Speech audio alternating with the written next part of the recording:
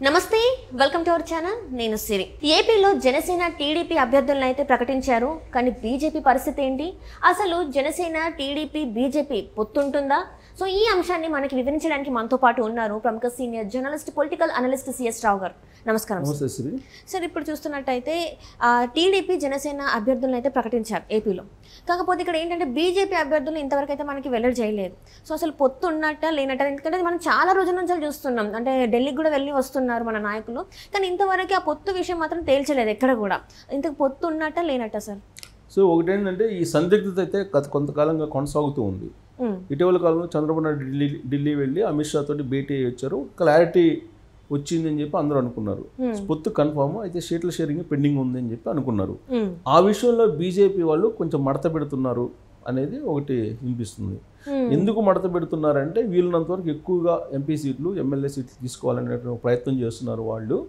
అనేది ఇంకొక వైపు ఏంటి పవన్ కళ్యాణ్ ఏమంటున్నారు నేను దండం పెట్టి వాళ్ళకి బీజేపీ వాళ్ళకి నేను ఒప్పించాను పొత్తు అని చెప్పేసి అంటున్నారు అసలు వాస్తవం ఏంటంటే పొత్తుల విషయంలో చంద్రబాబు నాయుడుకి కానీ తెలుగుదేశం పార్టీ క్యాడర్కి కానీ తెలుగుదేశం పార్టీ లీడర్లకు కానీ బీజేపీతో పొత్తు అనేది అసలు సుతారము ఇష్టం లేదు ఇది వాస్తవం ఆ పార్టీ గురించి బాగా తెలిసినటువంటి వాళ్ళు చెప్పేటువంటి మాట కానీ 2019 ఎన్నికల్లో ఏ విధంగా అయితే ఎన్నికల కమిషన్ని వాడుకొని ఎన్నికల కమిషన్ పవర్స్ను వాడుకొని నరేంద్ర మోడీ సపోర్ట్ తోటి జగన్మోహన్ రెడ్డి అధికారంలోకి వచ్చారో బాగా వీళ్ళు ప్రత్యక్షంగా అనుభవించారు ఎవరు జనసేన కానీ తెలుగుదేశం పార్టీ కానీ అలాంటి పరిస్థితి రాకుండా ఉండాలి నెక్స్ట్ ఎలక్షన్లో అనేది ఒక కాన్సెప్ట్ వాళ్ళది బీజేపీతో పొత్తు పెట్టుకునే ఆలోచన అందుకే చేశారు పైగా ఇప్పుడు జగన్మోహన్ రెడ్డి అధికారంలో ఉన్నారు అధికారంలో ఉన్నటువంటి Jaganmohan Reddy free and fair election జరిపించేదానికి సిద్ధంగా లేరు అనేది ఒకటి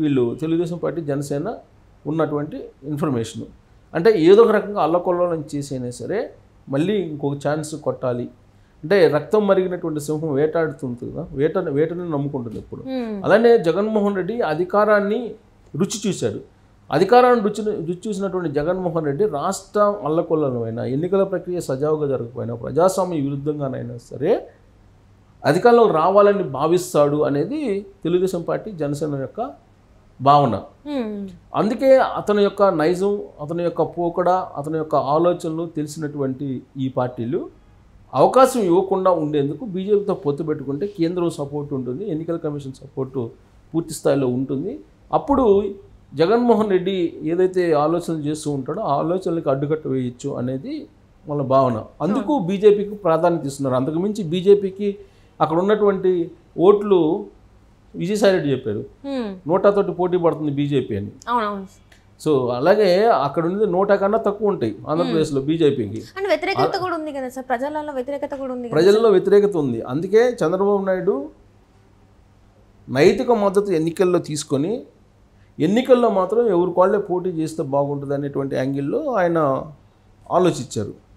ఆలోచిస్తూ ఆ దిశగానే అడుగులు వేస్తూ వస్తూ ఉన్నారు అంటే బీజేపీ తెలుగుదేశం పార్టీ జనసేన ఒకటే అని చెప్పి ఎన్నికల కమిషన్ భావించాలి so free and fair election నడిపించాలి జగన్మోహన్ రెడ్డికి ఒక అవుట్రైట్గా సపోర్ట్ చేయకుండా చట్ట ప్రకారం ఎన్నికలు నిర్వహించాలి దానికోసం ఏంది బీజేపీ జనసేన తెలుగుదేశం పార్టీ ఒకటే అని చెప్పి భావన కలగాలి కానీ ఒకటి కాకూడదు ప్రత్యక్షంగా ఇది లాజిక్ చంద్రబాబు నాయుడు లాజిక్ ఎందుకంటే బీజేపీతో కనుక పొత్తు పెట్టుకుంటే లాభం కంటే కూడా నష్టం ఎక్కువ ఉంటుందని చెప్పి తెలుసు ఆయనకి తెలుసు సర్వేలు కూడా అదే చెప్తున్నాయి ఒకవేళ కనుక బీజేపీతో పొత్తు పెట్టుకుంటే ఈక్వేషన్స్ కూడా మారిపోతాయి ఎలా మారిపోతాయి కాంగ్రెస్ పార్టీ కమ్యూనిస్టులు కలిసేటువంటి అవకాశం ఉంది బీఎస్పీ కూడా కలిసేటువంటి అవకాశం ఉంది కాంగ్రెస్ పార్టీ కమ్యూనిస్టులు బీఎస్పీ ఈ మూడు కలిసేటువంటి అవకాశం ఉంది సో వాళ్ళు చీల్చుకునేటువంటి ఓట్ బ్యాంక్ కూడా పెరిగేటువంటి అవకాశం ఉంది సో అలాంటి అవకాశం లేకుండా బీజేపీతో పొత్తు పెట్టుకోకుండా బీజేపీతోటికి దూరంగా ఉంటూ ఎన్నికలకు వెళ్ళి కమ్యూనిస్టుల సపోర్ట్ కూడా తీసుకొని అప్రతిహతంగా గెలవాలి అనేది చంద్రబాబు నాయుడు యొక్క ఆలోచన కానీ పవన్ కళ్యాణ్ బీజేపీతో పొత్తు పెట్టుకోవాలని ఒక పట్టుబట్టడం ఒకటి రెండేంటంటే మనకి మామూలుగా అక్కడ ధైర్యంగా ఉండాలి క్యాడరు లేదంటే రేపు ఎన్నికల్లో కొంచెం మనోధైర్యంతో ముందుకు పోవాలంటే బీజేపీ ఉంటే బాగుంటుంది అనేటువంటి భావంతో మాత్రం బీజేపీతో పొత్తు కావాలనుకుంటున్నారు సరే ఇప్పుడేంటి సరే కొంత నష్టం జరిగినా మోరల్ సపోర్ట్ వస్తుంది కాబట్టి బీజేపీతో పొత్తు కొనసాగిద్దాము అనే యాంగిల్లో చంద్రబాబు నాయుడు వచ్చారు. కానీ 100% ఆయనకి పొత్తు పెట్టుకోవాలనేటువంటి ఇష్టం లేదు బీజేపీ తోటి. కేవలం జనసేన, తెలుగుదేశం పార్టీ, కమ్యూనిస్టులు కలిసి వెళ్తేనే హైయెస్ట్ ఓట్ షేర్ వస్తుంది అనేది వాళ్ళకు ఉన్నటువంటి సర్వేల రిపోర్ట్.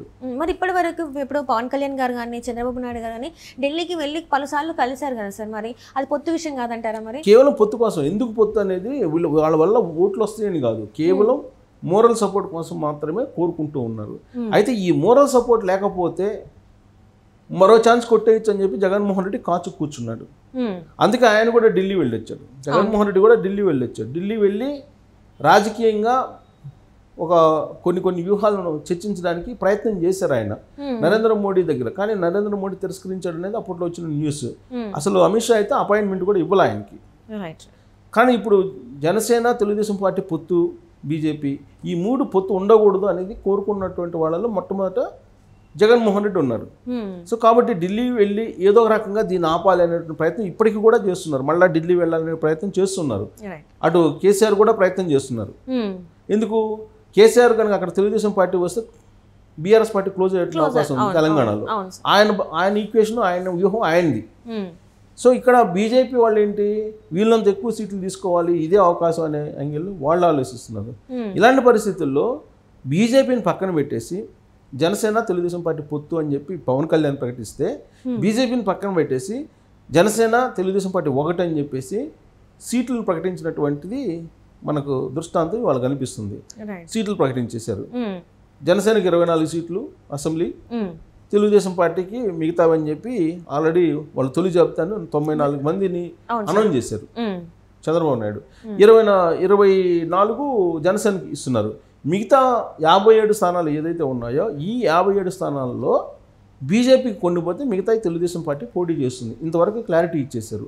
అయితే బీజేపీ వస్తుందా రాదా అనే దాన్ని బట్టి జనసేనకి ఇంకొంతగా ఇంకొక 1-2 పెరిగేటువంటి అవకాశం ఉంది. ఒకవేళ ఇన్ కేసు బీజేపీ కనుక అలయన్స్లో రాకపోతే, కలిసి రాకపోతే ఆ 57లో ఒక 2-3 వెళ్ళేటువంటి అవకాశం జనసేనకి, మిగతా మళ్ళీ టీడీపీ పోటీ చేసేటువంటి ఛాన్సెస్ ఉన్నాయి. అయితే ఇప్పటికి కూడా బీజేపీకి ఒక ఆప్షన్ అయితే ఉంచారు. ఆ ఆప్షన్ని తీసుకుంటుందా ఓకే, తీసుకోలేదా వెళ్ళండి గుడ్. ఇది కాన్సెప్ట్ చంద్రబాబు నాయుడుది. సో ఈ కాన్సెప్ట్లో ఒకవేళ కనుక బీజేపీ కనుక పొత్తు పెట్టుకోకపోతే దక్షిణ భారతదేశం, ఒక ఆంధ్రప్రదేశ్లో కాదు, దక్షిణ భారతదేశంలో భారీగా నష్టపోయేటువంటి అవకాశం ఉంది. పొత్తు పెట్టుకోకపోతేనే నష్టం ఉండదు. బీజేపీ భారీగా నష్టపోయేటువంటి అవకాశం ఉంది. పొత్తు పెట్టుకుంటే దక్షిణ భారతదేశంలో ఆంధ్రప్రదేశ్తో పాటు దక్షిణ భారతదేశంలో ఎంతకంత ఆ పార్టీ గెయిన్ అయ్యేటువంటి అవకాశం ఉంది. ఏ విధంగా గెయిన్ అవుతుంది బీజేపీ అని అంటే, ఆంధ్రప్రదేశ్లో పొత్తు పెట్టుకుంటే తెలంగాణలో తెలుగుదేశం పార్టీ ఓట్ బ్యాంక్ బీజేపీకి వెళ్ళేటువంటి అవకాశం ఉంది. ఇదొకటి. తర్వాత దక్షిణ భారతదేశంలో తీసుకుంటే కనుక బీజేపీ బలహీనంగా ఉంది. సరిహద్దు రాష్ట్రాల్లో ఉండేటువంటి కర్ణాటకలో కానీ తమిళనాడులో కానీ చూస్తే కనుక చంద్రబాబు నాయుడుకు అభిమానులు ఉన్నారు, తెలుగుదేశం పార్టీకి సంబంధించిన సింపథైజర్స్ ఉన్నారు. వాళ్ళు బీజేపీకి ఓటేసేటువంటి అవకాశం ఉంది. మొన్న మనం కర్ణాటక అసెంబ్లీ ఎన్నికలు తీసుకుంటే ఆంధ్ర సరిహద్దుల్లో ఉండేటువంటి అసెంబ్లీ సెగ్మెంట్స్ అన్నీ ఓడిపోయింది బీజేపీ. సో అలాగే తమిళనాడు తీసుకుంటే తమిళనాడులో ఇప్పుడు డిఎంకే ఉంది.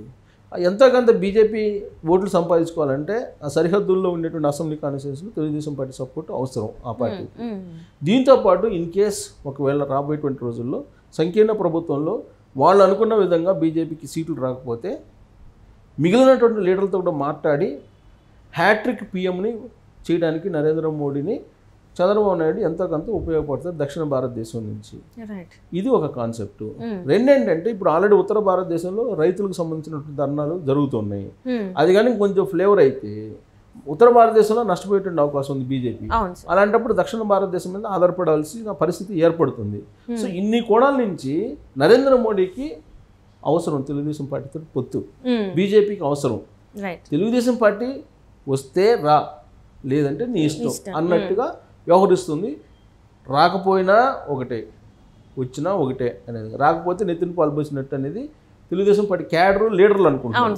బట్ చంద్రబాబు నాయుడు ఏంటంటే ఓవరాల్గా ఒక మోరల్ సపోర్ట్ ఉంటుంది, ఉంటే బాగుంటుంది అనుకుంటున్నారు. సో చూస్తే ఇక్కడ కార్యకర్తలు ఎవరైతే ఉన్నారో, కొంత కింది స్థాయి నేతలు ఎవరైతే ఉన్నారో వాళ్ళు ఫస్ట్ నుంచి అదే అంటున్నారు సార్, ఏంటంటే పొత్తు లేకపోయినా గెలిచే అవకాశాలు ఉన్నప్పుడు పొత్తు ఎందుకు, అసలు ఇష్టం లేదు అని చెప్పేసి వాళ్ళు మాట్లాడుతున్నారు. సో ఈ రోజు వాళ్ళ ఆశలు నెరవేరినట్టే అనుకోవాలా సార్? మరి సో అంటే ఇది కర్ర ఇరగదు పాము జాగదు అంటారు కదా, కర్ర ఇరగకుండా పాము జాగకుండా రాజకీయాన్ని నడుపుతున్నాడు చంద్రబాబు నాయుడు. రైట్.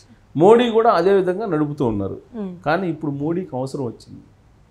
అందుకే ఇప్పుడు మోడీకి అవసరం. చంద్రబాబు నాయుడు చాలా వ్యూహాత్మక అడుగులు వేస్తున్నారు. ఇవాళ క్యాండిడేట్స్ని అనౌన్స్ చేశారని అంటే చాలా పకడ్బందీగా చాలా వ్యూహంతో ఉన్నారు. ఈ జాబితాను చూసిన తర్వాత బీజేపీ దిగొస్తుంది, దిగి రాక తప్పనటువంటి పరిస్థితి ఉంది అని చెప్పి మనం విశ్లేషణ చేసుకోవచ్చు. రైట్.